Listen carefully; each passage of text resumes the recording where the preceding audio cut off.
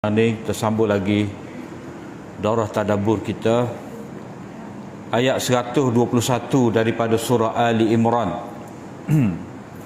Muka surat 65. A'udzu billahi minasyaitonir rajim.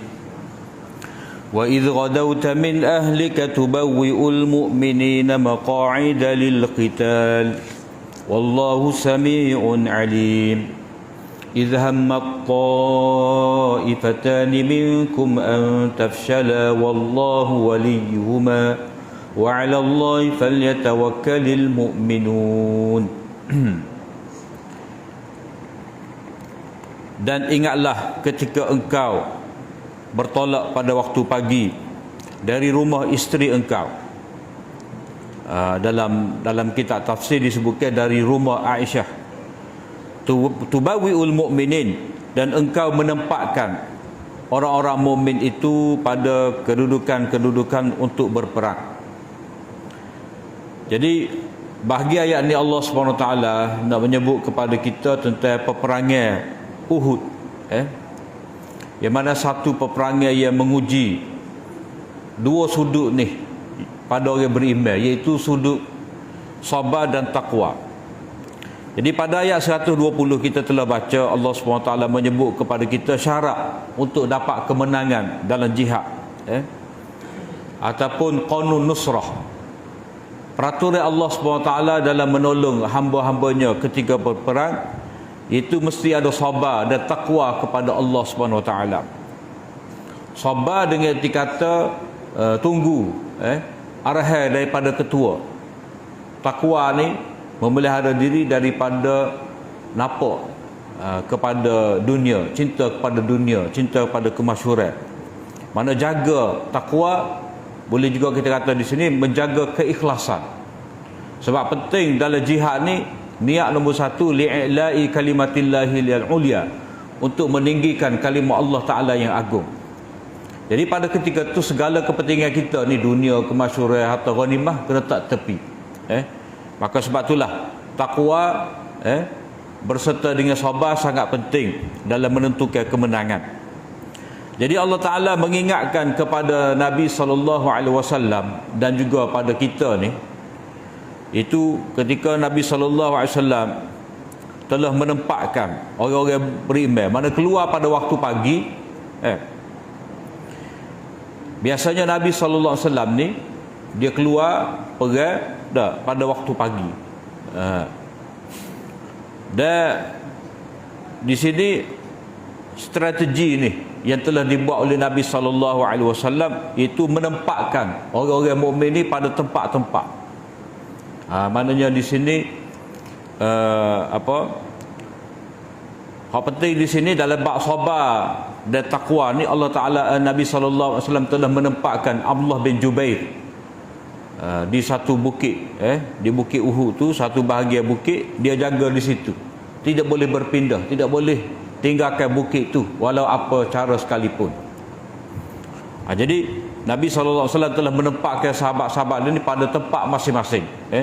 Dipanggil di sini tanzimul jaish, mana Nabi SAW sebagai ketua panglima perang, Nabi bahagi-bahagikan pasukan dia tu kepada bahagian-bahagian tertentu. Wallahu sami'un alim. Allah SWT maha mendengar lagi maha melihat. Mana Allah Ta'ala maha mendengar lagi maha mengetahui. Mana segala mesyuarat kamu, segala perbincangan kamu, Allah Ta'ala mendengar dan Allah Ta'ala mengetahui. Idh hamma ta'ifatani minkum an tafshala. Dan ketika mana dua kumpulan daripada kamu ni berasa bimbang akan kekalahan, wallahu waliyuhuma, padahal Allah Ta'ala lah yang menjadi wali kepada mereka itu. Jadi dalam ketika peperangan ni, dalam sejarah khulasah peperangan Uhud ni, orang-orang Quraisy setelah daripada mereka tu kalah teruk dalam peperangan Badar, setahun sesudah daripada tu, yakni pada tahun ketiga bulan Syawal, jadi mereka ni mari nak serang Madinah, nak balas dendam. Jadi Nabi SAW bila mana mendapat tahu mereka ni mari nak serang Madinah, maka Nabi SAW pergi ke Bukit Uhud. Jadi orang Quraisy, apa dia tu mari dengan 3,000, Nabi SAW dengan orang Madinah ni seramai 1,000 orang. Tetapi satu pasukan, satu kumpulan yang telah dikumpulkan oleh Abdullah bin Ubay bin Salul, ketua munafikin tu, mereka patah balik. Lebih kurang 300 orang yang mengikut Abdullah bin Ubay bin Salul ni, dia patah balik. Jadi meninggalkan Nabi SAW di medan peperangan. Mereka ni lari, penakut. Orang munafik lagu tu lah, kecek berdegar-degar. Usaha ke nak pergi berjihad, semaya subuh dengan semaya isya berjemaah pun mereka culas. Jadi dua kumpulan daripada orang mukmin ni berasa bimbang, takut-takut kalah dengan sebab bilangnya sudah terjejas. Dan mutulai kelik habis. Jadi mereka berdua ni tidak disebutkan dalam ayat ni. Dan ada ulama kata tak perlu cari. Sebab apa? Sebab ini aib mereka. Jadi bila Quran tersebut, maka kita pakai aib begitulah, tak payah sebut. Tetapi sebenarnya boleh, sebab dalam hadis pun ada sebut, diriwayatkan oleh ulama kita. Boleh sebut ni bukan kata aib satu-satu, tidak. Allah Ta'ala telah memaafkan mereka. Orang yang dapat kemaafan daripada Allah Ta'ala ni besar, sehingga kemaafan itu disebut dalam Quran besar lagi. Jadi tak apa kita sebut. Dalam hadis pun ada sebut, mereka kumpulan ni satu Banu Harithah.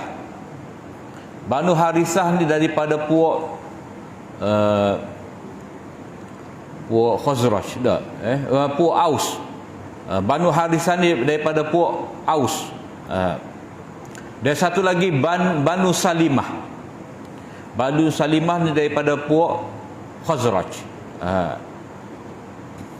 Jadi mereka ni lah ya Allah Ta'ala telah menyelamatkan mereka tu daripada terus dalam keadaan kufur, berbalah, berperang sesama sendiri sekian lama tu, sebab mari daripada Aus dan Khazraj.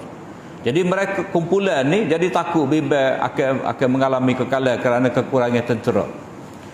Tapi wallahu waliyuhuma, tetapi Allah Ta'ala melindung mereka. Maknanya Allah Ta'ala memberi taufik kepada mereka untuk tetap teguh. Maknanya mari sekali turun tu mari takut, mari bimbang akan kalah dah, tetapi Allah Ta'ala memberi keteguhan dalam hati mereka untuk berperang. Jadi Allah Ta'ala memberikan taufik kepada dua kumpulan ini. Wa 'alallahi falyatawakkalul mu'minun. Kepada Allah lah sepatutnya orang-orang mukmin itu bertawakal. Yani jangan bertawakal bergantung kepada kumpulan tentera yang ramai. Jangan mudah rasa takut dengan sebab tentera yang sedikit. Jadi cerita ni dah biasanya lagu itulah.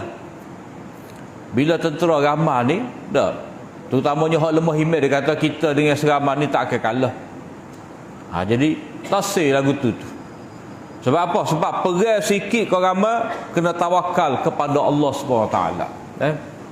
Salah satu daripada syarat dalam kemenangan menghadapi musuh ni. Jadi bertawakal kepada Allah Ta'ala dan jangan bimbang lah terhadap tentera yang sedikit. Sebab apa? Walaqad nasarakumullahu bi Badrin wa antum azillah. Ini dalil daripada sejarah bahawa bilangan yang sedikit ni, bila mana mereka sabar dan teguh takwa kepada Allah SWT, Allah Ta'ala akan tolong. Dan sesungguhnya kami telah menolong engkau, dan sesungguhnya Allah Ta'ala telah menolong engkau di Badar, dalam peperangan Badar, wa antum azillah. Pada ketika tu kamu dalam bilangan yang ramai. Ia lemah. Azillah ni asal daripada zalil, hina. Jadi pada Allah Ta'ala mereka tidak hina, cuma pada pandangan musuh. Jadi musuh tu anggap remeh. Musuh tengok sikit, bukan ramai pun. Jadi mereka tu sombong selalu. Jadi azillah tu dari sudut pandang musyrikin Mekah. Fattaqullaha la'allakum tashkurun. Maka bertakwalah kamu kepada Allah Ta'ala, mudah-mudahan kamu bersyukur. Jadi macam mana ni? Hendaklah kamu bertakwa kepada Allah Ta'ala dengan cara kamu teguh duduk belakang Nabi, berjihad di belakang Nabi, jangan lari. Takwa juga. Sebab apa? Sebab lari daripada medan peperangan ni dosa besar. Dalam satu hadis Nabi sallallahu alaihi wasallam menyebut ijtanibu al-mubiqat. Ijtanibu as-sab'al al-mubiqat. Jauhilah kamu daripada 7 benda yang membinasakan. Jadi Nabi bilanglah satu persatu. Akhir sekali tu lari daripada medan peperangan, tak boleh. Jadi bertakwa kepada Allah Ta'ala ni mana tetap teguh bersama dengan Nabi. Sebab kalau lari berarti dosa besar, mendedahkan diri kepada azab Allah Ta'ala. La'allakum tashkurun, mudah-mudahan kamu dapat bersyukur. Yang ni kamu menang, dapat nikmat kemenangan, nikmat ghanimah, maka kamu dapat bersyukur. Jadi dalil daripada sejarah supaya sahabat faham. Yang ni bilangnya yang sedikit bila mana ada nusrah Allah Ta'ala. Syarat nusrah Allah Ta'ala sabar dan taqwa. Hari ni balik tengok semula pada ayat yang ke-13.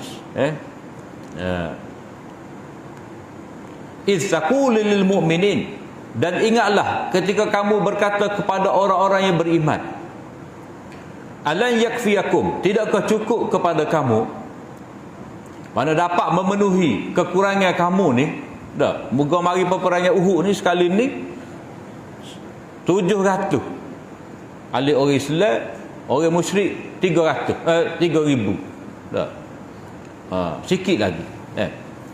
Iz taqulu lil mu'minin, ketika kamu berkata kepada orang beriman ni, di sini ada boleh katakan kebaikan ahli tafsir kata iz taqulu lil mu'minin ni Nabi kata pada orang mukmin sahabat ketika peperangan Badar. Tetapi hak lebih sesuainya ni cerita Uhud. Balik cerita Uhud. Sebab apa? Cerita Badar dalam surah ni hanya pada ayat 23. Selingin sikit je. Sebagai jumlah muqtaridah. Sikit je selingin. Untuk membangkitkan semangat. Untuk membangkitkan semangat semula orang-orang beriman, bila mana mereka melihat mereka tu golongan yang sedikit, jadi mereka ingat peperangan Badar dulu. Kita menang dah dulu. Dalam keadaan lemah tu. Jadi iz taqulu lil mu'minin, dan ingatlah ketika kamu berkata kepada orang-orang yang beriman, yakni pada ketika peperangan Uhud. Balik cerita peperangan Uhud semula. Tidakkah cukup kepada kamu ayyumiddakum rabbukum bisalasati alafin minal malaikati munzalin, bahawa Tuhan kamu itu menghantar bantuan dengan 3,000 malaikat. 3,000 malaikat. Jadi bila tawakal kepada Allah Ta'ala, Allah Ta'ala hantar malaikat untuk menolong. Tak cukup ke? Malaikat mari turun. Bala. Bahkan memang nak lah. Tak. Bahkan maknanya memang cukup, memang memadai. In tasbiru wa tattaqu, sekiranya kamu bersabar dan bertakwa kepada Allah Ta'ala, wa ya'tukum min fawrihim hadha, datang kepada kamu pada ketika tu juga. Datang kepada kamu pada ketika tu juga ni ada dua kemungkinan. Satu, musuh tu mari pada ketika tu. Ataupun mari pada ketika tu juga, yang ni malaikat. Bila kata perang, selalu malaikat mari. Min fawrihim hadha yumdidkum rabbukum bi 5,000 minal malaikati musawwimin. Tuhan kamu memberi bantuan kepada kamu dengan 5,000 malaikat yang bertanda. Maknanya ada tanda alamat malaikat. Ya apa? Ada kata ya berpakaian yang sama, berseragam lah kalau bahasa mudah kita, berseragam. Tanda ada, malaikat tu ada tanda. Maknanya pertolongan Allah Ta'ala akan ada bila mana sabar dan taqwa. Jadi ini ulang balik sabar dan taqwa pada ayat 120. Wa ma ja'alahu Allahu illa busyra lakum, dan tidaklah Allah Ta'ala jadikan Maknanya mereka ya Allah Taala hantar sebagai bantuan kepada orang beriman tadi, tidaklah mereka itu melainkan mari sebagai busyra lakum, sebagai berita gembira kepada kamu bahawa kamu akan mengalahkan musuh. Ghalabah 'alal a'da, dapat mengalahkan musuh. Yang kedua, walitatma'inna qulubukum bih, supaya dapat menenangkan hati kamu. Hak sebelum ni dalam keadaan rusing, bimbang, takut kalah, tenang, hilang, tak ada dah. Jadi di sini Allah Taala memberi bantuan kepada sahabat-sahabat dalam peperangan. Janji Allah Taala nak memberi pertolongan kepada sahabat dalam peperangan Uhud ni melalui malaikat, asbab. Jadi walaupun mari malaikat pun masih dikira sebagai asbab malaikat. Maknanya kalau tanpa asbab, Allah Taala boleh kata hancur belaka tentera musyrikin, hancur. Tapi Allah Taala tidak guna lagu tu. Sebab apa? Sebab Allah Taala nak syariatkan jihad. Biar sahabat ni pergi perang, Nabi pergi perang, biar luka, biar mati syahid pun tak kira. Maknanya Allah Taala nak bagi kelebihan syuhada, orang yang menyaksikan kebenaran tauhid dia tu sehingga dia sanggup mati, sanggup cedera, luka parah. Jadi dengan asbab, dengan asbab. Jadi di sini asbab malaikat. Jadi asbab malaikat ni ada sebagai berita gembira bahawa pasti akan menang melawan musuh, dan yang kedua menenangkan hati, tak bimbang. Ada malaikat yang tunduk. Wa man nasru illa min indillahil azizil hakim. Dan tidaklah kemenangan itu, yang ni qanun nusrah, undang-undang Allah Taala dalam bab menolong hamba-hamba dia ni. Jadi pertolongan itu tidak lain melainkan dari sisi Allah Taala jua, yang maha aziz, maha perkasa, lagi maha bijaksana. Jadi malaikat mari ni dia mari dengan izin Allah, kehendak Allah, bukan saja-saja. Jadi Allah Taala kata pertolongan itu daripada Allah. Jadi walaupun mari nusrah, pertolongan daripada malaikat, bila Allah Taala kata berhenti, jangan tolong dia benih, Allah Taala boleh. Tetapi dengan rahmat Allah Taala, dengan perkasa Allah Taala, dia mengizinkan malaikat menolong orang-orang beriman dalam peperangan. Liyaqta'a tarafan minal ladzina kafaru, supaya engkau supaya liyaqta'a, supaya dia tu makna supaya dia dapat, yakni kemenangan tu, boleh kita kata kemenangan tu dapat mencantas satu hujung daripada orang-orang kafir. Kalau tengok dalam terjemahan biasa, dia kata supaya Nabi itu, Rasul itu ataupun tentera orang beriman itu, ataupun Allah tu membunuh, mematikan orang-orang satu kumpulan daripada orang kafir, mematikan daripada orang kafir. Tetapi kalau kita tengok liyaqta'a ni kerak, kalau asal dia potong, kerak, taraf tu hujung, hujung orang kafir. Jadi kalau kita tengok ayat-ayat sebelum pada ni cerita tali. Orang beriman tali Allah, Quran dan hadis. Orang kafir tali dia taghut. Pemimpin-pemimpin dia syaitan. Helah tu dalam bentuk tali-tali. Kaid, tipu daya, makidah. Jadi hal lebih sesuai di sini kita kata untuk Allah Taala cantas hujung daripada tali orang-orang kafir. Mana supaya sebahagian daripada orang kafir ni ada peluang untuk Islam. Mana tidak kata semua tu mati dalam keadaan kafir, terbunuh belaka. Mana ada ya tak mati dalam peperangan tu, ada hidup lagi. Jadi kalau kita tengok dalam sirah, siapa dia? Hak pemuka-pemuka dalam peperangan Uhud ni akhirnya jadi Islam. Jadi pemimpin besar dalam Islam, iaitu Abu Sufyan. Abu Sufyan. Lepas daripada Abu Jahal, Abu Sufyan yang menggantikan tampuk penguasaan di Mekah. Kemudian dalam peperangan Uhud ni, ia atur strategi yang begitu bijak ni, iaitu Khalid Al-Walid. Masa ni Khalid Al-Walid dia ada balik musuh, ahli musyrikin. Tetapi bila sampai satu masa dia masuk Islam, dipanggil oleh Nabi sebagai Saifullahil Maslul, pedang Allah Ta'ala yang terhunus, pedang Allah Ta'ala tidak terpatah, tidak terkalah.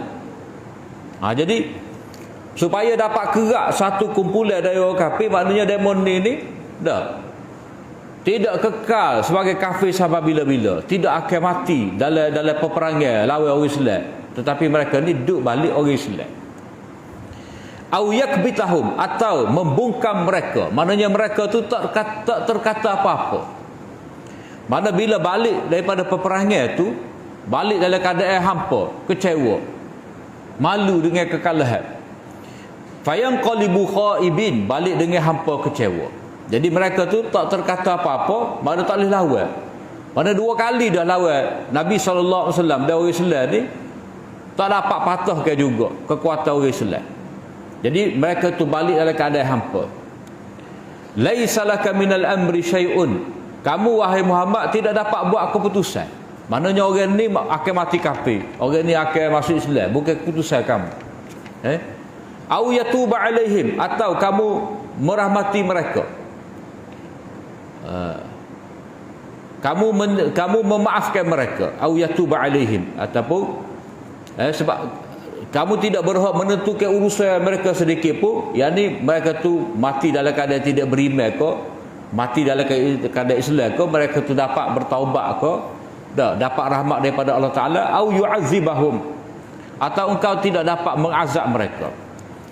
Fa innahum zalimun, sesungguhnya mereka itu zalim.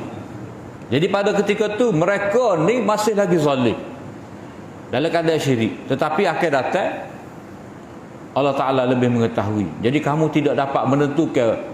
Orang ramai-ramai pergi menentang kamu tu, kamu tak tahu ada nanti yang akan beriman jadi Islam, jadi membela Islam juga, seperti mana Abu Sufyan, Abu Sufyan, Muawiyah, abang dia Khalid Al-Walid, dan ramai lagi.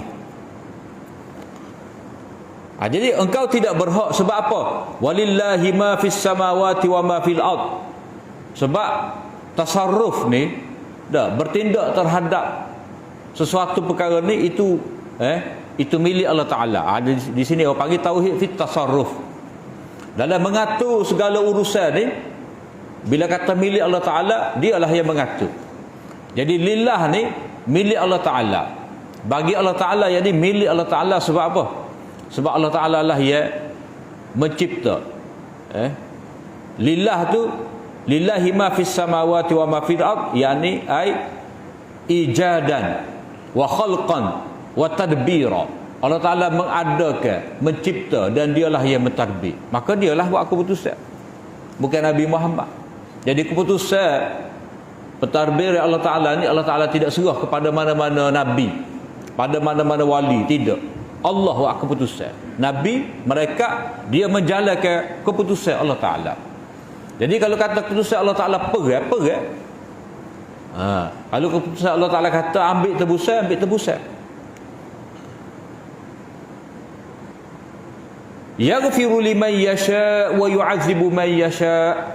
Allah Ta'ala memaafkan siapa-siapa yang dia kendaki. Maknanya orang yang balik dalam keadaan hampa tadi, kalau mereka tu balik dalam keadaan dengung, memikirkan kita ni nak lawan Muhammad ni, sebenarnya lawan Allah Ta'ala. Kita kalah berapa kali dah kalah ni. Jadi balik mikir, maka Allah Ta'ala boleh mengampunkan siapa hak dia nak. Wa yu'adzibu man yasha, dan dia boleh mengazab siapa hak dia nak. Maknanya orang hak kekal lagi, masih lagi nekat nak lawan Nabi, siapa suk nak lawan Nabi, orang tu Allah Ta'ala boleh azab. Wallahu ghafurur rahim, tetapi Allah Ta'ala Maha Pengampun lagi Maha Menyayangi. Mana di sini, sebab itulah kita kata tadi liyaqta'a tarafan tu, mana nak kerak putus, supaya ada satu golongan daripada orang kafir ni, dia mikir balik kekalahan demi kekalahan yang mereka alami, mereka tidak lagi walak setia kepada orang kafir tu. Lepas Lepas tu kalau kita tengok dari segi politik, pentadbiran, Abu Sufyan ni dia tak sama dengan Abu Jahal. Tak sama. Sebab apa? Sebab Abu Jahal ni memang pemimpin sungguhlah, jiwa pemimpin. Memang dia pemimpin. Ada pengaruh, ada kuasa, semua orang tunduk dia. Berbeza dengan Abu Sufyan. Abu Sufyan ni orang nega. Jadi jiwa orang nega ni dah lain. Tak, orang nega ni dia bukan suka musuh dengan orang, cara orang nega ni. Dia kira ada peluang nega, ada keuntungan alik dia. Tak. Dia boleh baik. Mana dia boleh timbang baik buruk. Selama mana nak lawan Muhammad ni? Selama mana nak cuba menyerang Madinah? Maka sebab itulah Abu Sufyan akhirnya masuk Islam. Tak. Ada kata pada ketika Fatah Mekah. Tak. Ada kata sebelum pada tu lagi. Kemudian ya ayyuhalladzina amanu la ta'kulu riba adha'afan mudha'afah. Wahai orang-orang yang beriman, janganlah kamu makan riba ni berganda-ganda, berlipat kali ganda. Jangan. Wattaqullaha la'allakum tuflihun, dan bertakwalah kepada Allah Taala, mudah-mudahan kamu mendapat kejayaan. Jadi ayat ni dah agak rumit ni. Macam mana cerita perang Badar sikit, cerita perang Uhud dah. Tiba-tiba masuk riba. Dah. Sebelum pada ni cerita perpaduan, cerita tentang jihad dengan lisan, bentuk jemaah, dah mendakwahkan manusia pada Allah Taala. Kemudian bentuk pasukan sedia berjihad lawan orang kafir dengan senjata, dah. Lepas tu jangan jadi sikap seperti orang Yahudi yang tidak ada semangat nak mempertahankan agama. Tiba-tiba Allah Taala cerita pasal riba. Ku mana ni? Ku mana ni? Ada yang kata cerita riba ni sebab lawan kepada infak. Jadi kalaulah infak tu dah sebagai kekuatan untuk jihad, ahli orang beriman dia himpun dana untuk jihad ni dengan cara infak. Maka orang-orang musuh Islam ni dia himpun dana untuk perang dengan cara riba. Dia bagi pinjaman. Ataupun kita kata orang-orang musyrikin Mekah ni dah dia perang sangat tu dah, dia nak balas dendam. Sebab apa? Sebab Nabi dulu dalam peperangan Badar cuba pitah rombongan perdagangan yang dibawa oleh Abu Sufyan. Sebab apa? Sebab pelaburan mereka tu duduk situ. Pelaburan tu duduk situ. Jadi pokok pemuda-pemuda Quraisy ni, ataupun kita kata kapitalis musyrikin ni, mereka memberi modal kepada koprak Abu Sufyan tu. Kita buat istilah gitulah. Abu Sufyan ni koprak, orang nego. Dah. Jadi rombongan tu rombongan Abu Sufyan. Dia nego. Jadi Nabi nak pitah, nak rapah. Jadi Abu Jahal naik angin lah, sebab dia tu golongan pemodal, kapitalis, beri pinjaman kepada Abu Jahal, memberi pinjaman kepada Abu Sufyan. Jadi nak balas dendam. Sebab Nabi ni menjejaskan perniagaan mereka, yang mana perniagaan mereka ni berasaskan kepada riba, sebab mereka beri pinjaman. Jadi kalau koprak tadi dah bawa dagangan tadi dirampah oleh Nabi, jadi tak adalah modal mereka, runtuhlah keuntungan dia tu, modal pun habis. Jadi sistem riba mereka tak ada. Tu yang jadi naik angin tu. Dan kita kena ingat jugalah, ramai orang-orang kemudian ni dah mereka kata riba kalau ada di zaman Nabi ni dah hanya riba buta je. Itu salah. Sebab apa? Sebab riba di zaman Nabi tu ada dah. Daripada dulu lagi riba, orang panggil riba pelaburan. Ada dah. Riba pelaburan. Sebab apa? Sebab setengah golongan dia kata tak apa, kita nak ambil modal pembiayaan daripada bank dengan cara riba. Sebab riba tu tak dimaksudkan oleh Quran. Sebab zaman Nabi tak ada riba pelaburan. Salah besar. Dia tak faham sosioekonomi zaman Nabi SAW. Ada dah pelaburan. Ini kita boleh faham. Tengok cerita jihad lah, sejarah peperangan Badar. Sebab itulah Mufti Taqi Uthmani, ulama besar di Pakistan ada dah ni, dia tulis ada satu kitab Sejarah Penghakimian Riba, sudah terjemuh dalam bahasa Melayu. Jadi dalam cerita tu beliau membantah hujah-hujah golongan orang modernis ni yang mengatakan bahawa riba zaman Nabi tu tak ada dalam bentuk riba pinjaman pelaburan, pembiayaan tak ada, dia adanya pembiayaan peribadi. Salah besar. Jadi masalahnya apa? Sebab kita tak faham Quran, kita tak faham sirah Nabi, maka kita pun salah lah memberi fatwa. Sebab itulah mereka kata riba dengan bank ni tak apa. Sebenarnya tulah je. Bukan kata buta saja riba. Jadi orang musyrik dia membiayai jihad mereka tu dengan riba. Sebab itulah Allah Ta'ala kata jangan ikut cara mereka tu bermuamalat dengan riba untuk membiayai jihad kamu, kena infak. Tapi pendapat tu tak apa sedap. Tak apa sedap. Tetapi kalau mengikut Dr. Inayatullah Subhani, orang India, orang hebat juga ni dalam tafsir Quran. Kalau mengikut Dr. Inayatullah ni, kata dia, kalau kita perhati molek, ya ayyuhallazina amanu, sebelum pada ni, cuba perhati molek. Kata dia, ya ayyuhallazina amanu dalam surah ni ayat 100 sekali. Dah.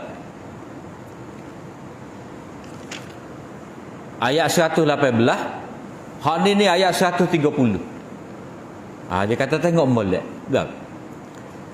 Yang pertama tu ya ayyuhallazina amanu, wahai orang-orang beriman, jangan tunduk, jangan patuh kepada satu kumpulan daripada ahli kitab. So, yang kedua 118, ya ayyuhallazina amanu la tattakhidhu bitanatan min dunikum. Jangan ambil orang dalam, orang bukan daripada orang kamu. Mana tentu dah sahabat dia tak akan ambil orang Yahudi. Maknanya siapa di sini? Orang munafik lah. Kali baru Yahudi.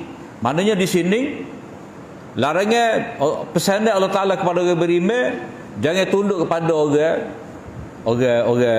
Yahudi, ahli kitab. Yang kedua, jangan jadikan orang munafik sebagai penasihat ataupun orang dalas tempat nak simpan rahsia. Hal ini riba.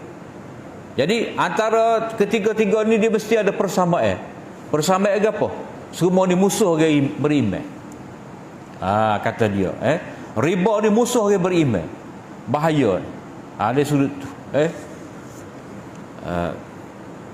Dan kalau kita tengok ya ayyuhallazina amanu seterusnya tu, siapalah ayat yang terakhir pun ya ayyuhallazina amanu, betul, tepatlah kita boleh terima pendapat tadi. Maknanya pesanan kepada orang beriman ya ayyuhallazina amanu, hak jujur dalam surah ni berkenaan dengan musuh.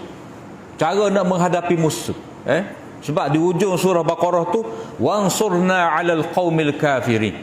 Berilah pertolongan kepada kami nak lawan musuh. Jadi musuh belaka ni. Cuma Yahudi musuh cara dia, musuh luar yang terang-terang. Munafik ni musuh yang tersembunyi, hak tak nampak. Riba ni musuh bukan dalam bentuk manusia, tapi musuh dalam bentuk kewangan, maruah diri. Itu pendapat dia. Jadi janganlah makan harta riba berganda-ganda. Jadi maksud berganda-ganda ni orang panggil riba nasi'ah, riba bertangguh. Bukan kata kalau makan riba sikit tak apa. Tak, maksud riba berganda-ganda ni akhirnya dia akan jadi berganda-ganda. Ni orang panggil riba nasi'ah. Riba nasi'ah ni macam mana? Iaitu bila seorang pemodal tu memberi modal kepada orang hak buta, dia bagi 100,000 dah. Dia kata bayar dalam masa 6 bulan. Kalau tak bayar dalam masa 6 bulan, baik, saya beri penangguhan tetapi nilai bunga diangkat. Ada penambahan tempoh tetapi bersama dengan itu penambahan bunga. Maknanya boleh 6 bulan lagi tapi naiklah 200. Dah. Lepas tu tangguh lagi. Dah. Maka kau naik. Tangguh lagi, kau naik.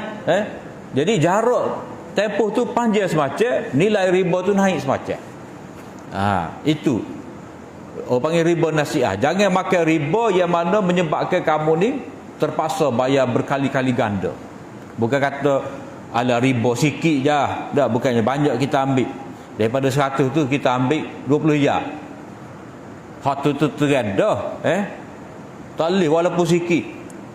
Satu debu riba pun tak boleh.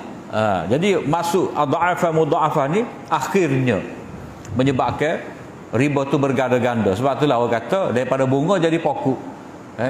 Besar daripada pokok pula. Wattaqullaha la'allakum tuflihun, bertakwalah kamu pada Allah Taala, yakni dengan meninggalkan riba. Barulah kamu mendapat kejayaan. Wattaqun nar allati uiddat lil kafirin, dan takutilah api neraka. Maknanya kalau kamu tak waktu akhirat juga tentang muamalah riba ni, kamu terlibat juga. Hendaklah kamu takut kepada api neraka yang telah disediakan. Memang ada dah.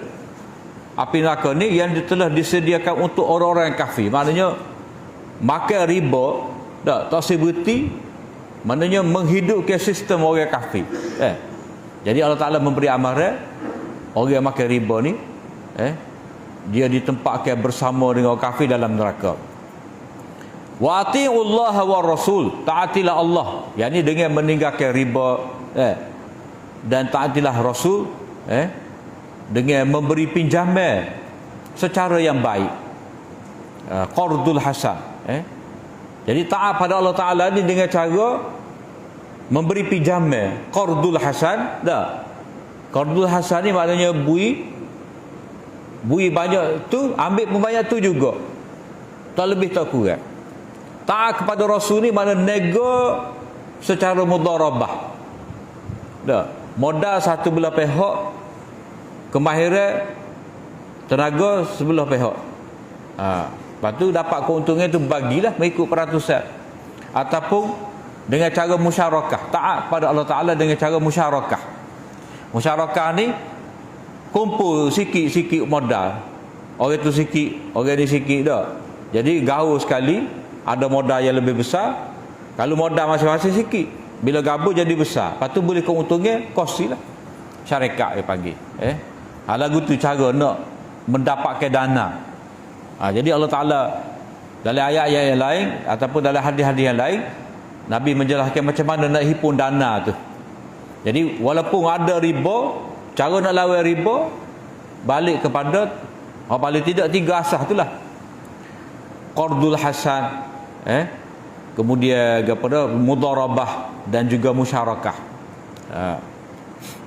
La'allakum turhamun, mudah-mudahan kamu mendapat rahmat. Sebab kamu patuh perintah Allah Ta'ala, maka akan bagi rahmat Allah Ta'ala kepada kamu.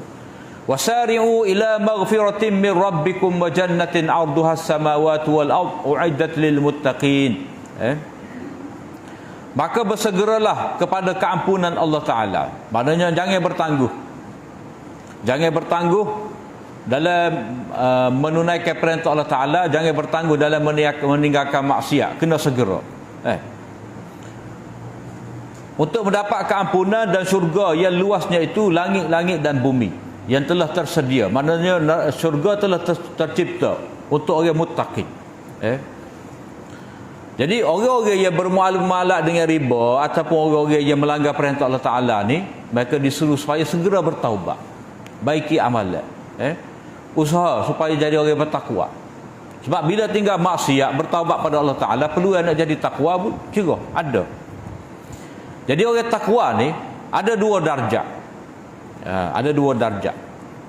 Darjat yang pertama, yakni darjat yang tertinggi, alladzina yunfikuna fis sarra'i wad dharra'i wal kaziminal ghaiz wal 'afina 'anil nas wallahu yuhibbul muhsinin.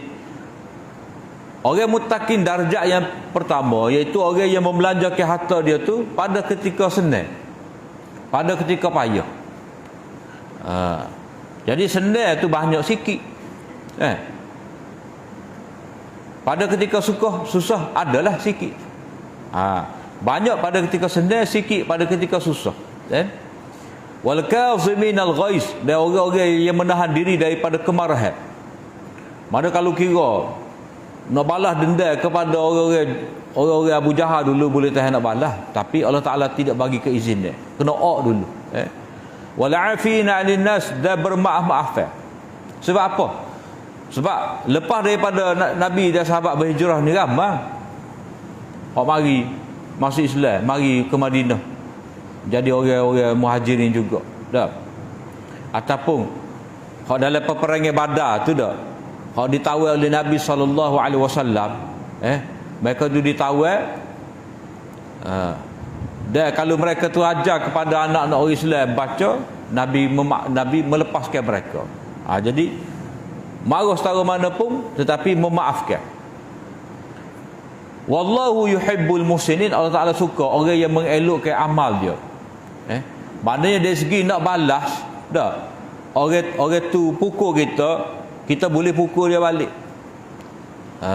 Orang panggil muaqabah, mana kita balas balik, tapi hak lebih tingginya kita memaafkan. Itu darjat orang muttaqi yang tertinggi. Darjat muttaqi yang kedua ni hak lebih rendah, wallazina idza fa'alu fahishatan aw zalamu anfusahum zakarullah. Dan orang-orang yang apabila mereka melakukan fahishah, kejahatan atau menzalimi diri mereka, ada buat salah, buat zalim, mereka ingat kepada Allah Taala. Dan fastaghfaru lidhunubihim, dan mereka itu segera meminta keampunan daripada Allah Ta'ala kerana dosa-dosa mereka. Lepas tu dah, wa may yaghfiru dzunuba illa Allah, siapa lagi yang dapat mengampunkan dosa-dosa melainkan Allah. Mana mari jumlah muqtaridah ni, ayat selengah ni nak menyatakan bahawa sejahat mana fahishah mereka, sezalim mana mereka telah buat, sebanyak mana dosa yang mereka buat, tetapi Allah menerima keampunan. Sebab itulah Allah Ta'ala awak mari soalan di sini, wa man yaghfiru dzunuba illa Allah, siapa lagi yang dapat memaafkan. Maknanya bukankah Allah Ta'ala Allah Ta'ala memaafkan? Tak, bukan orang lain. Allah Ta'ala ada, dia akan memaafkan, jangan dibimbang. Maknanya targhib galakkan supaya istighfar. Wa man yaghfiru dzunub ni, siapakah ni? Mana pertanyaan dengan maksud nak menyatakan bahawa penegasan. Jadi dalam bahasa Arab ni dia panggil istifham dengan makna takrir.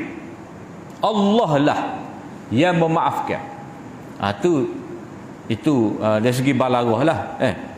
Tapi kalau kita belajar tafsir ni, ayat ni dia sebagai jumlah muqtaridah. Jumlah muqtaridah ni nak menyatakan kemurahan Allah Ta'ala. Kemurahan Allah Ta'ala ataupun targhib ila istighfar. Jumlah ni sebagai selengah untuk memberi galakan supaya istighfar kepada Allah Ta'ala.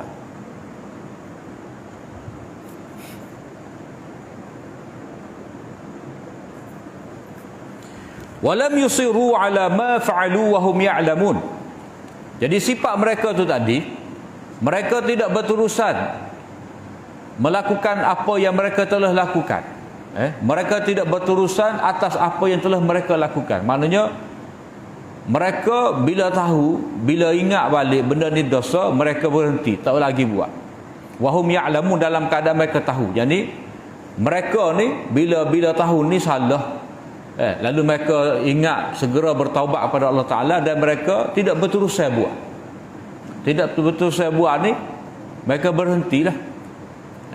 Jadi israr berterusan atas maksiat ni bahaya besar. Sebab apa? Sebab kalau berterusan ni dia jadi fasik lah. Sebab itulah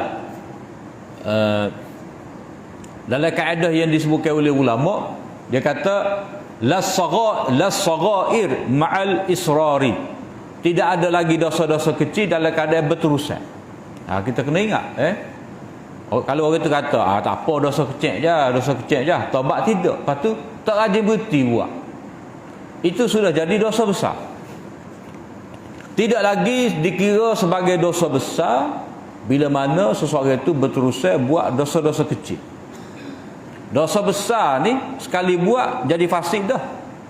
Dosa kecil kalau buat sombong jadi fasik. Tu sipir dia. Jadi kedua-dua orang yang bertakwa tadi, sama ada darjah takwa hak tinggi ataupun hak rendah, ulaika jazaohum maghfiratum min rabbihim wa jannatun tajri min tahtiha al-anharu khalidina fiha. Mereka itu balasan untuk mereka adalah keampunan daripada Tuhan mereka. Mana besar keampunan itu, Allah Ta'ala sendiri maaf. Bukan kata Nabi maaf, malaikat maaf. Kalau setengah kita kan, tak apa, dia je maaf, kau tak maaf. Berat lagu tu. Kalau lagu tu, kalau kita ada buat salah dengan syarikat, kita buat salah dengan syarikat, bos besar tak maaf, timbalan dia maaf, tak jadi. Orang ni ia memaafkan Allah, besar arti dia. Wa jannatun, dan surga-surga yang mengalir di bawahnya itu sungai. Jadi surga-surga ni nak memberi peringatan, maknanya sebagai jawapan kepada kemuskilan lah. Lagu mana ni orang mutakin darjah tinggi, ni orang mukmin, orang mutakin darjah rendah, jadi mereka ni duduk dalam surga sekali kah? Jadi Allah Ta'ala kata jannatun, banyak surga ni, maknanya untuk mutakin kelas tinggi ada surga hak tinggi, mutakin hak kelas rendah surga rendah. Jannatun, sebab itulah di sini mari dalam bentuk jamak. Hak atas tadi 133 mari dalam bentuk mufrad. Supaya kita ni tak rasa jadi muttaqin peringkat tinggi pun surga sekali dengan hak rendah juga. Tidak. Orang-orang muttaqin ni dia berbeza-beza darjat syurga. Khalidina fiha, kekal tidak keluar daripadanya itu. Wa ni'ma ajrul amilin, itulah sebaik-baik ganjaran orang yang beramal. Mana ganjaran-ganjaran ni terletak atas amal kita. Kita berusaha ke tidak. Qad khalat min qablikum sunanun fasiru fil ard, telah terdahulu sebelum daripada kamu ni peraturan-peraturan Allah. Maknanya apa yang Allah Ta'ala telah jadikan sebagai peraturan, maka ada umat yang telah ikuti. Ada sunatullah ni. Sunatullah dalam bab hidayah, dalam bab pertolongan, dalam bab pengganti kaum istikhlaf dia panggil. Satu umat engkau mereka tu akan dibinasa, Allah Ta'ala akan ganti dengan umat yang lain pula. Ada dah. Fasiru fil ard, berjalanlah di muka bumi ni. Fanzuru kaifa kana akibatul mukadzibin. Maka berjalanlah, maknanya kamu pergi berdagang ke Syam tu, kamu lalu ke tempat kaum apa tu? Kaum Samud kamu pergi berniaga di Yaman tu, kamu tengok tempat kaum Ad macam mana. Jadi kena ambil iktibar di tempat-tempat tu. Bukan beri pun ramai-ramai. Dengan macam-macam upacara mandi sungai lah. Ziarah kubur Nabi Hud. Pakej 4 hari. Ada orang buat pakej ziarah kubur Nabi Hud ni, siap dengan mandi 4 hari 4 malam duduk situ, duduk di mengguk di kubur Nabi Hud. Betul kau kubur Nabi Hud ada situ. Jadi kalau Allah Ta'ala suruh berjalan tengok di atas buka bumi ni, bukan cari kubur Nabi-Nabi nak pergi minta doa situ. Tengok tempat-tempat yang telah dibinasakan dulu akibat menentang Nabi, supaya kita tak jadi seperti itu. Sebab bila kata sunnatullah, dia akan bulan, dia akan berlaku. Maknanya kalau umat dulu telah mendustakan ayat-ayat Allah Ta'ala, umat ni mendustakan juga. Seperti mana hukumnya ada ke atas umat terdahulu, maka tidak mustahil akan ada hukumnya ke atas umat ni. Sebab sunnatullah, peraturan Allah Ta'ala. Fanzur kaifa kana akibatul mukadzibin, akibat buruk orang-orang yang mendustakan. Hadza bayanul linnas, ini Allah keterangan daripada Allah Ta'ala, jelas, tak ada lagi kesamaran. Wa huda, petunjuk, wa mau'izatan lil muttaqin, dan nasihat untuk orang bertakwa. Maknanya orang bertakwa ni tinggi setara mana takwa dia memerlukan kepada nasihat juga, bimbingan juga. Sebab manusia tak lari daripada ghaflah, ada kelalaian, lupa daripada fikir akhirat, lalai. Sebab itulah kita baca ayat tadi, wallazina idza fa'alu fahisha, tu sifat orang muttaqin. Cuma mereka ni beza muttaqin dengan fasikin, iaitu orang fasik dia buat salah dia tak taubat. orang muttaqi dia ada buat salah tapi dia bertaubat. Jadi untuk mereka bertaubat itulah maka orang muttaqi memerlukan kepada nasihat mauizah. Dia tak boleh kawan orang jurudah tak payah bagi nasihat. Tu tak sombong. Sebab dalam Quran kata orang muttaqi pun perlu pada nasihat. Wa zakir fa inna zikra tanfa'ul mu'minin. Berilah peringatan kerana peringatan itu berguna untuk orang mukmin. Wala tahinu wala tahzanu wa antumul a'launa in kuntum mu'minin. Ini cerita perang, balik cerita perang semula. Dan janganlah kamu rasa hina, kamu rasa lemah, dan janganlah kamu bersedih. Kamulah hak tinggi kalau kamu benar-benar beriman. Jadi bagi kita ayat ni mengisyaratkan kepada kita bahawa Nabi SAW dan para sahabat dalam peperangan Uhud tak kalah. Kesudahan Nabi dan sahabat dalam peperangan Uhud ni menang. Tak kalah.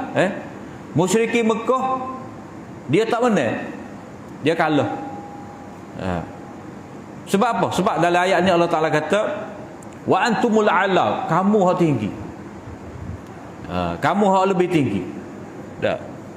Jadi kalau kata kekalahan tu orang panggil kekalahan pada peringkat yang pertama. Mana ketika mana tentera Abdullah bin Jubair tu berapa kumpulan hak lari tinggal bukit tu dah. Hak langgar arahan Abdullah bin Jubair, mereka lari diserang, kalah satu je. Lepas pada tu atur semula strategi dah menang. Sebab itulah dalam ayat ni dah in yamsaskum qarhun faqad massal qauma qarhum mithluh. Sekiranya kamu itu mengalami kecederaan, mana kamu ada luka-luka, jadi Allah Ta'ala tak kata kamu kalah.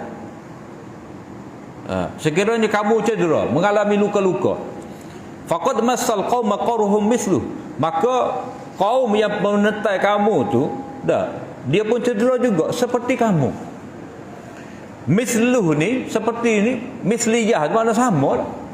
Kalau kata kalah, kalau kata kesudahan dalam peperangan Uhud ni Nabi dan sahabat kalah, Allah Ta'ala tidak kata misluh, sama. Maknanya orang Islam ni tetap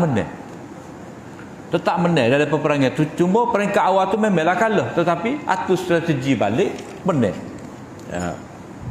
Sebab apa? Sebab misluh tu, perkataan misluh tu menggambarkan sama-sama cedera. Sama-sama cedera.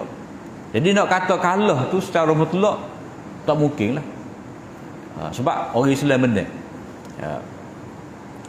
Wa tilkal ayyamu nudawiluha bainan nas, demikianlah kami gilirkan hari-hari itu di kalangan manusia, antara manusia. Maknanya hari-hari sejarah Allah Ta'ala gilirkan.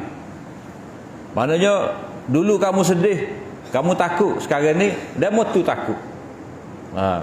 Imam Qurtubi dia menukilkan satu pendapat, Allah Ta'ala gilirkan antara kamu ni, maknanya dulu mula-mula kamu sedih, kamu takut ni akan kalah. Kemudian kamu ada mai yakin, kemudian kamu rasa kalah dengan sebab Khalid Al-Walid giserang, kemudian kamu mari rasa gembira. Jadi itu keadaan ayat Allah Ta'ala gilir-gilirkan. Cuma hak umum ahli tafsir ni dia kata, maknanya pada kali ni kalah orang Islam, walaupun menang dalam peperangan Badar, tetapi giliran dalam peperangan Uhud ni kalah. Tapi kita tak berapa nak terima pendapat tu. Sebab apa? Sebab tak ada sebut. Kalau kita baca cerita peperangan Uhud ni dalam surah ni, tidak ada isyarat menggambarkan bahawa Nabi kalah, sahabat kalah dalam peperangan Uhud. Tak ada. Cuma mari semeta je mari kekalahan itu, tetapi dapat lawan balik. Pertolongan Allah Ta'ala mari semula. Waliya'lamallahu alladhina amanu, supaya Allah Ta'ala mengetahui. Jadi supaya Allah Ta'ala mengetahui ni, Allah Ta'ala tahu dah. Yang ni supaya ilmu Allah Ta'ala terzahir. Supaya ilmu Allah Ta'ala terzahir. Waliya'lamallahu alladhina amanu wa yattakhidha minkum syuhada, dan dia dapat jadikan sebagai daripada kamu ni sebagai saksi-saksi kebenaran. Orang hak tegak, ikhlas berjuang, kan? Wallahu la yuhibbuz zalimin. Allah Taala tidak suka kepada orang-orang zalim. Maknanya orang kafir. Kafir yang menentang Nabi itu Allah Taala tidak suka. Waliyumahhisallahu alladhina amanu wa yamhaqal kafirin.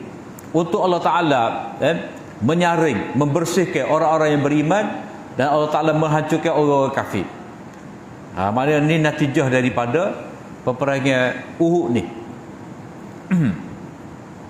Maknanya hancur tu. Kalah juga. Kalau mereka tu menang, dah. Kalau mereka tu menang, macam mana mereka tu mari pula sekali lagi dalam peperangan Ahzab? Maknanya kalah lah. Kalah tu kita kata kalah sebab apa? Sebab kerajaan Madinah kukuh lagi. Menang tu boleh kita kata orang kafir Quraisy ni menang bila mereka dapat langgar sahabat-sahabat tadi masuk ceroboh Madinah. Tu baru kata menang. Kalau mengikut riwayat, dah Abu Sufyan ni dia janji, baik kita akan jumpa. Ingat pertemuan kita ni pada musim dia di Badar. Abu Sufyan dia repot. Dia repot. Maknanya dia kata tahun depan kita jumpa pula semula. Daripada ketika tu kalau mengikut riwayat dalam kitab tafsir ada menyebut Nabi ni beberapa orang sahabat ni dia turut lagi ke belakang tentera Abu Sufyan tu. Takut dia motor patah balik. Serang. Tapi tak. Mereka tunggu pergi siapa lapar batu juga. Siapa lapar batu juga. Mana standby lah, takut-takut orang Madinah ni balik semula daripada Uhud balik ke Madinah. Dah. Tiba-tiba dia motor mai serang. Ada mereka pergi tunggu tengah jalan. Seolah-olah mereka pergi perambak lah. Ataupun sebagai persedia kalau mereka tu patah balik nak serang Madinah, mereka boleh sekat. Maknanya kalah lagu tu. Orang tak panggil benda. Tak benda. Sebab tak mungkin Nabi ada, Nabi kalah. Tu baca, kita kena baca molek sirah Nabi ni, peperangan Uhud ni tak kalah. Am hasibtum an tadkhulul jannata walamma ya'lamillahu alladhina jahadu minkum wa ya'lamas sabirin. Apakah kamu kira kamu dapat masuk syurga? Jadi dalam ayat 133 tu seruan supaya perang, seruan supaya pergi kepada syurga, supaya dapat keampunan daripada Allah Ta'ala dengan bersegera. Jadi kalau kita pegu molek tu, maknanya bila telah disuruh kamu kepada syurga, maka kamu rasa kamu masuk syurga dah. Kamu rasa kalau kita perang ni kita masuk syurga dah. Sebab kita menyahut seruan dalam ayat 133 ni. Allah Ta'ala kata, am hasibtum, apakah kamu kira kamu ni dapat masuk syurga yang ni dengan mudah? Walamma ya'lamillahu alladhina jahadu minkum, sedangkan Allah Ta'ala tidak tahu lagi Allah Ta'ala ni dengan masuk, belum terzahir lagi ilmu Allah. Siapakah orang-orang yang berjihad? Alladzina jahadu minkum, yang berjihad di kalangan kamu ni. Pada kalau kata berjihad, orang hak sabar, orang hak membenarkan kata-kata dia tu dengan jihad dia. Wa ya'lamas sabirin, dan Allah Ta'ala dapat tahu orang-orang hak sabar hak mana. Jadi selagi tidak terjun dalam peperangan, tak pergi perang, itu semua dikira sebagai angin-angin ataupun kecek saja. Sangkaan saja bahawa akan masuk syurga kita ni, sedangkan belum diuji. Jadi Allah Ta'ala kata, walaqad kuntum tamannanal mauta min qabli an talqauh. Kamu sebelum daripada ni selalu bercita-cita untuk mati. Bila nak mati syahid? Bila ada perang nak mati syahid ni? Duk berangan. Semangat tu. Ada semangat tak apa. Jadi bercita-cita kamu ni nak mati syahid sebelum kamu talqauh, berhadapan. Faqad ra'aitumuh, sedangkan kamu telah lihat.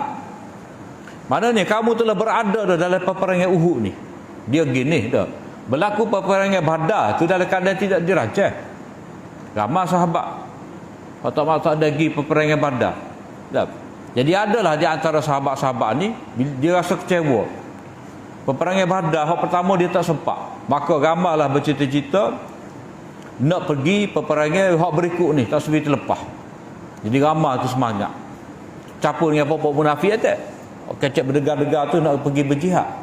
Jadi Allah Taala kata kamu telah lihat dah kematian. Yang ni kamu telah lihat dah. Kamu telah bertemu dengan peluang untuk mati syahid. Faqad ra'aitumuhu wa antum tanzurun, dan kamu telah melihat ada hak-hak yang telah jatuh mati syahid tu. Antaranya siapa dia?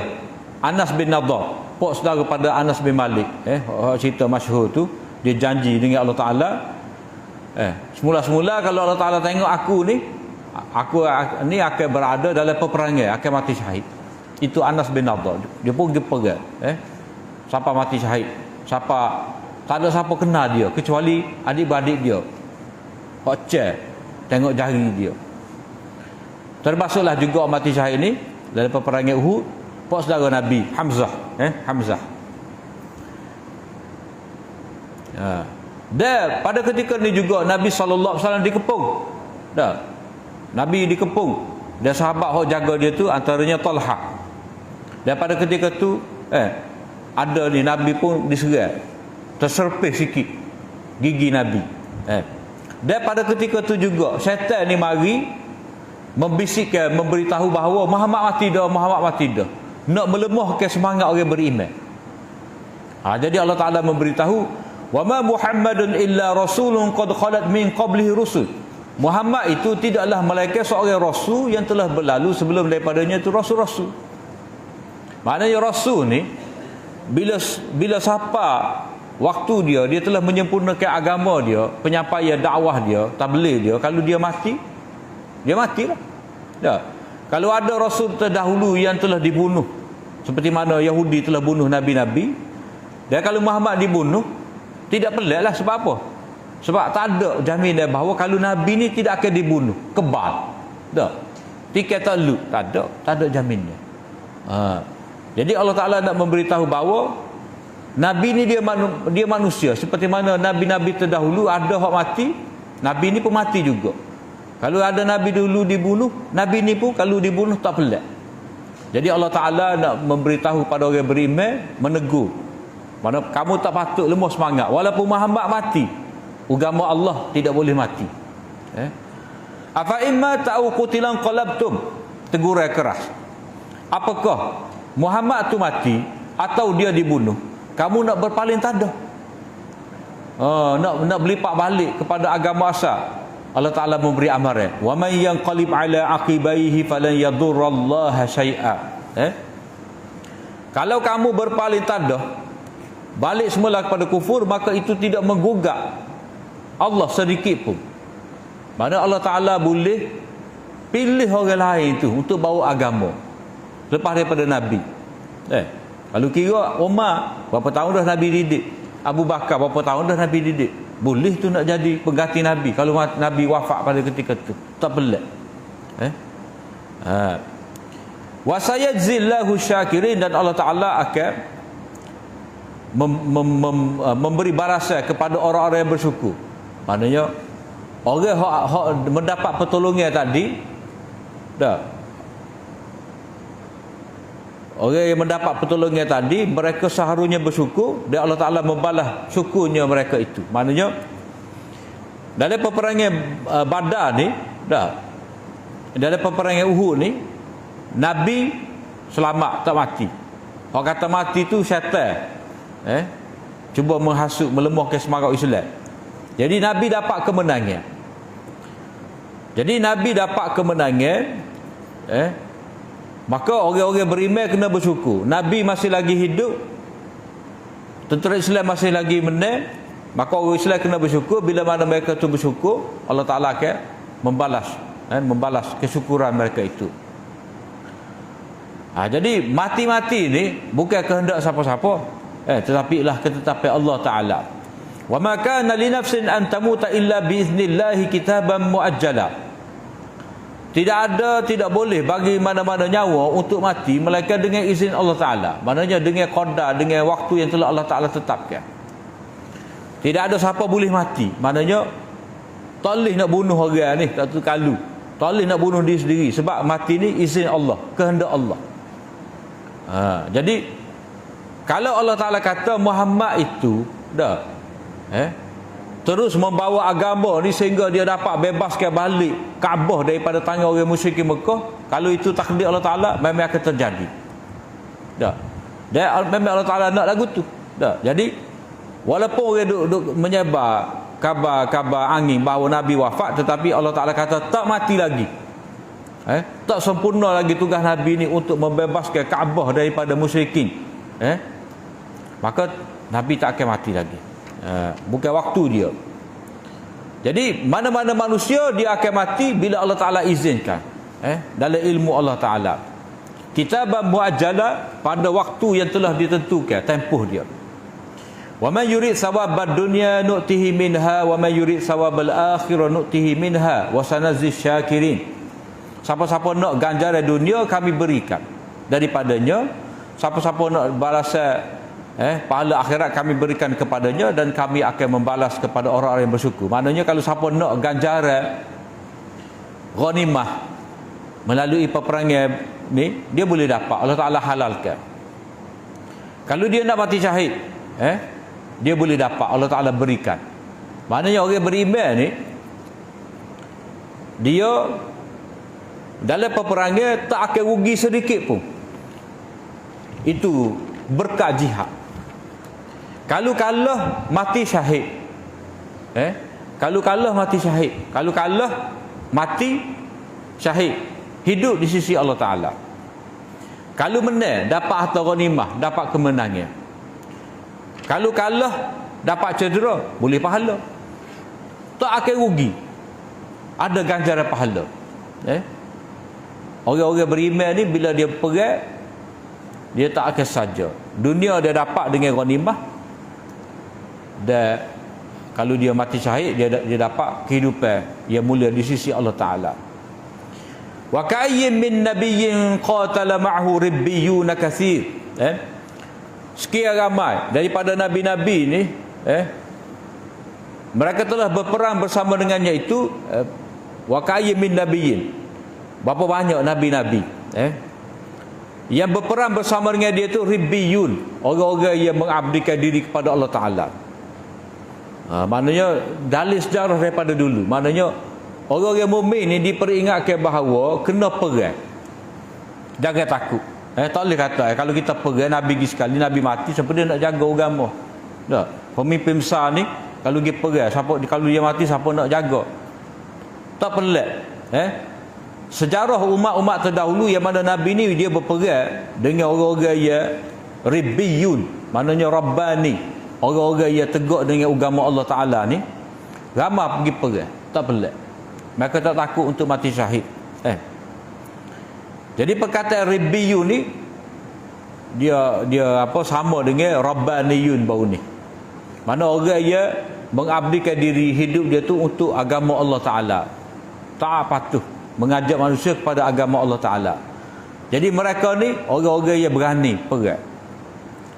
Dia tidak macam Rabai Yahudi tu. Dah. Rabai Yahudi tu dia tahu buat jahat arah ke belakang aja. Pekul batu, sembunyi tangan aja. Mereka tu pengecut, tak silawat. Jadi Nabi bersama dengan pengikut-pengikut mereka, fama wahnu lima asabahum fi sabilillah. Mereka tidak jadi hina, tidak kalah dengan sebab apa yang mereka ditimpa di jalan Allah Ta'ala. Wa madhafu, dan mereka tidak hina, mereka tidak lemah, dan wa mastakanu, dan mereka tidak jadi hina. Wallahu yuhibbus sabirin. Allah Ta'ala suka pada orang sabar. Sebab peperangan ni memerlukan kepada kesabaran yang besar. Wa ma kana qaulahum, dan tidaklah kata-kata mereka itu, bila mereka itu perang di jalan Allah Ta'ala, illa an qalu rabbana ighfir lana dhunubana wa israfana fi amrina. Mereka berdoa, tidaklah kata-kata mereka itu ketika berdoa mereka kata, wahai Tuhan kami, ampunlah dosa-dosa kami, wa israfana, keterlanjuran kami, mana boros kami, mana telajak kami pada urusan kami ini, wasabbit aqdamana, teguhkanlah tapak-tapak kaki kami, yang ini berhadapan dengan musuh, wansurna 'alal qaumil kafirin, berilah pertolongan kami untuk mengalahkan orang kafir. Maknanya mereka ni duduk belakang Nabi pun perih sekali, mereka tak ada lemah semangat, mereka berani, mereka tidak jadi pengecut. Sebab apa? Sebab mereka sentiasa berdoa, perih berdoa, bertawakal kepada Allah Ta'ala. Jadi tanda tawakal, berdoa kepada Allah Ta'ala, minta kemenangan mengalahkan orang kafir. Fa'atahumullahu sawabad dunya wa husna sawabil akhirah, maka Allah Ta'ala berikan kepada mereka itu pahala dunia dan keelokan pahala akhirat. Akhirat besar lagi. Jadi Allah Ta'ala berikan kepada mereka itu pahala di dunia, ganjaran di dunia dan ganjaran di akhirat. Wallahu yuhibbul musinin, dan Allah Ta'ala suka orang yang mengelokkan amalnya. Jadi kalau kita tengok bagi ayat ni, daripada ayat 142 tu sampailah ayat 148, kalau kita tengok dari segi nazam, tertib susunan dia tu, dia hampir sama dengan 133 sampai 136. Kalau kita tengok molek tu, pelaga molek ambil comel. Kalau kita tengok kan, 133 tu sebut syurga, 142 syurga juga. Kemudian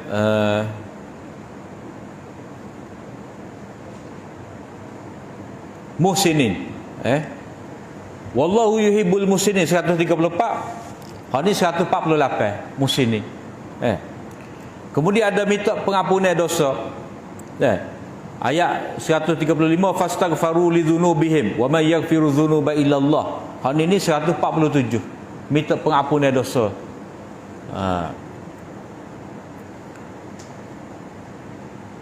Kemudian ayat 148, husna sawabil akhirah, 136, jannatun tajri min tahtihal anhar, wa ni'ma ajrul amilin. Jadi dia semakin molek. Maknanya bersegera kamu kepada keampunan Allah Ta'ala, jadi bersegera berjihad bila tiba waktu dia. Sebab walaupun pergi berjihad tu akan mati, tetapi sebenarnya ada syurga. Sebab itulah sahabat ni, amba tak ingat nama gapo dah, dia kata aku terhidu bau syurga ni di balik bukit Uhud. Bau dah syurga. Tak tahulah lagu mana. Allah Ta'ala winapok ke dia. Jadi dia segera pergi sebab dia bau syurga. Jadi dia tidak gentar. Sebab itulah dalam hadis pun ada, innal jannata tahta zilalis suyuf. Syurga ni berada di bawah naungan pedang. Allah pedang tu, syurga duduk situ. Maknanya walaupun orang itu terpotong leher, dia mati syahid, mati mulia di sisi Allah Ta'ala. Kemudian ayat berikut ni, ya ayyuhallazina amanu, ya keempat, itu arahan kepada beriman, jangan bertaklid turut orang kafir. Tu insya-Allah kita akan sambung pada esok petang. Apa yang baik dari Allah SWT dan apa yang kurang itu daripada kelemahan diri hamba. Aku li qauli hadza wa astaghfirullah li wa lakum. Assalamualaikum warahmatullahi wabarakatuh.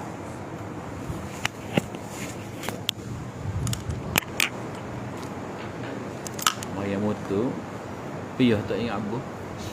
Ni dia ada serupai. Oh, tengok style style kemiring. Dia kena Kemiring. dia kena buat, muka tak ada piyah kan. Dia kena buat style tu.